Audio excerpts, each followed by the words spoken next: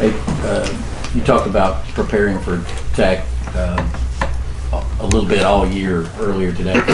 How are you addressing the whole SEC championship thing during the middle of this week? Have y'all devoted any attention to it at all?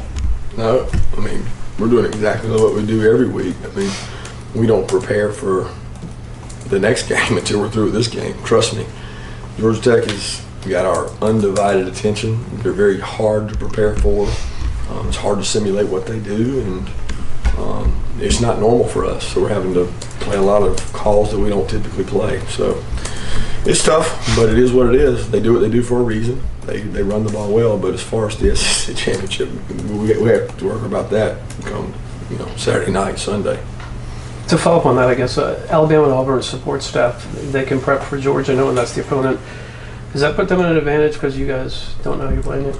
I mean, we already have every game on Auburn except for the one they just played. Yeah. And our GA quality control have broken down that game, plus every game they played. And in Alabama, we've already broken down. So you have to prepare for both. So we have the same information they have, and I assure you, they're worried about each other. They're not stressing about us. What do you remember about the 1997 game? It was 20 years since that one. It was one of the more exciting finishes. And I was watching a little bit of it on YouTube last night and seeing that young Kirby Smart on the sideline celebrate. I don't know about young. I was a junior then, but I'm assuming that's the game in Atlanta. Yeah, I don't remember much. They run together. I remember Bobo and them having a good drive. Maybe Champ made some plays, receiver, I think. But to be honest with you, I don't remember much. I don't recall much from those games. With Justin Thomas leading Tech, everyone kind of expected a little bit of a drop off for their offense, but Taquan Marshall's done a pretty good job running that. What is the difference between preparing for those two guys? Well, they're similar. I'd say Taquan likes to run the ball a little more. He likes sticking it up in there. He enjoys keeping it, and he's a tough guy. He's a tough guy, and he's a really good passer. I thought Justin was a good passer, and Taquan's a really good passer. I knew Taquan for a long time. He came to camp in Alabama for 4 straight years, and he came over there like an 8th grader, 9th grader, 10th grader, 11th grader. I mean, he came every year and he worked so hard. And I've always thought he was a special athlete, but I didn't know that he had the toughness that he's had this year. He's taken a lot of shots, and he runs that ball with a purpose. How much have the tight ends been able to help enable the run game, just blocking? They've improved a lot. I think one of the most overlooked things in college football is tight ends that can block, because so many of them can't. Ours have improved throughout the year. They've gotten deep, just like everybody has, but they take pride in blocking. We do a lot of drill work here. They block big men because they're going to have to do it in games. And I thought the other night, the Charlie and Jeb did, and even Isaac on 2 touchdowns. I mean, they did a tremendous job blocking at the point of attack. And it's hard to find guys who can do that in college football, block the defensive linemen that they have to block. As far as their catch production for the tight ends, I've seen some data that they actually they go out on routes a lot. I guess they just don't get targeted very much. I don't know. I'm so engulfed in what we're doing that I don't know what people are so enamored with about the tight ends catching the ball. The tight ends catching the ball. If the tight ends get open, they get thrown the ball. When people play you to stop the run, they play man a lot. When they play man, they cover the tight ends. I dare you to show me where there's a tight end that's open against man-to-man. I mean, I really feel like that our DBs can go out and cover our tight ends. They're not like they're super fast, So you want to get them matched up on linebackers. Well, that's hard to do a lot of times because most of the linebackers that we play in the SEC, they're just as fast as our tight ends. So our tight ends are really physical. They do a good job blocking, and they catch the ball when they're open.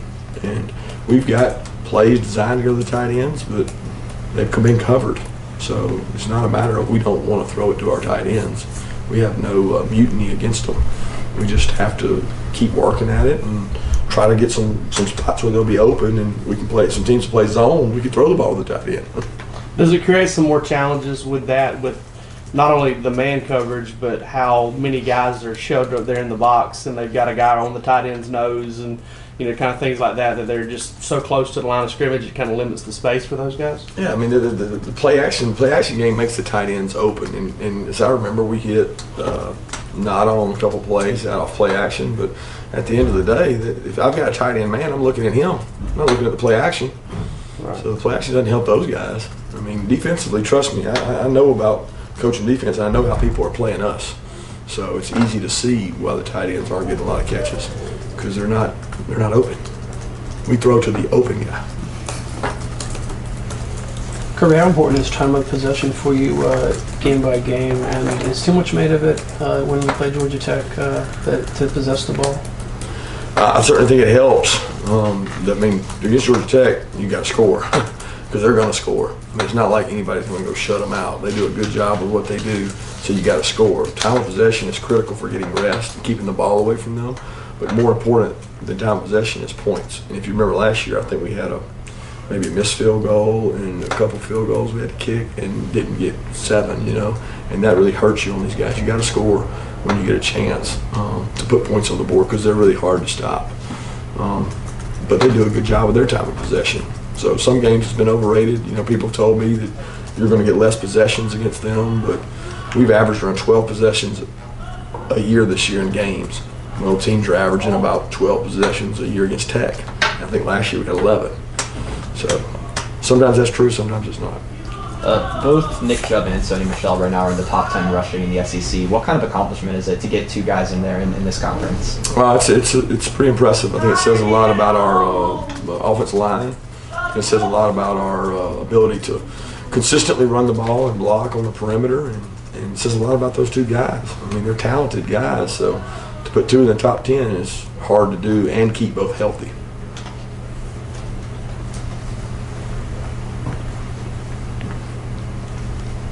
Any more questions? With Natraz and Reggie Carter, in terms of, I guess it doesn't matter too much about who starts and that kind of thing, but what goes into that decisions? Really, what personnel they're in, who practices the best during the week. I mean, it's very similar to Solomon and Ben. I mean, they're both going to play, so it's not really about the ego. I mean, it's kind of like Sony and Nick. I mean, who's going to start? Does it really matter? I mean, they're both going to play, and there's no ego about it. So, and those guys roll with Roquan and give him a rest. So it's good to have them both. It looked like it really worked out with Solomon and Ben. They both played well. Is that common through the years? You think that, a lot of people want to have a consistent starting 5 to get into rhythm, et cetera, et cetera? I think it has a lot to do with who you're playing. Because, I mean, would we have played better against Auburn if they both played? I don't know that. I think that we watch them both. We watch them really hard in the box and say who's playing better. If they're both playing good and getting movement, then they both play. I think they both deserve to play. There's not a lot of drop-off when you go from one to the other. So that's important. I think those 2 guys probably get a little more tired than the other guys, so they complement each other by keeping each other fresh. But I am a big believer in the rhythm of the game. When you got to bring a guy in cold, it's not like he has a rhythm of the game. So sometimes you might get an offsides penalty or get some knucklehead penalty that the other guy wouldn't have gotten. But it's worked out, and we'll see if it continues based on how they practice. Noticed Dashawn the other day when he had to come in and left tackle that the very first play you guys ran after that was kind of right behind him and Kendall there on that left side. I mean, is that something you try to do to try to get a player involved as soon as you get them in the game? Is that something that just circumstance dictated that, or? I think we were just running a certain play. I mean, it wasn't like we were going to call it to protect him or worry about him. He's played a lot of football around here, so it wasn't like we were scheming him. It was just the next play to be called. This game could have been at 8 o'clock. It ended up being at noon. Do you like the fact that this is going to be a noon game Saturday? It is what it is. Logistically. I'm not going to say one way or the other. I really don't. I mean, the TV controls that. It's out of our hands. To be honest with you, I don't have a preference. You got to go play them when they say what time to play them, and that's what we're going to do, and we're trying to get them ready for it. Who have you guys been using at practice to simulate Squad Marshall and run for blocking? 3 or 4 different guys. We've got some guys that have been doing a good job, and we got some really quick guys. A couple of them ran it in high school, so they've done a good job of simulating that. Time for one more question. All right. Thanks, Thank you. guys.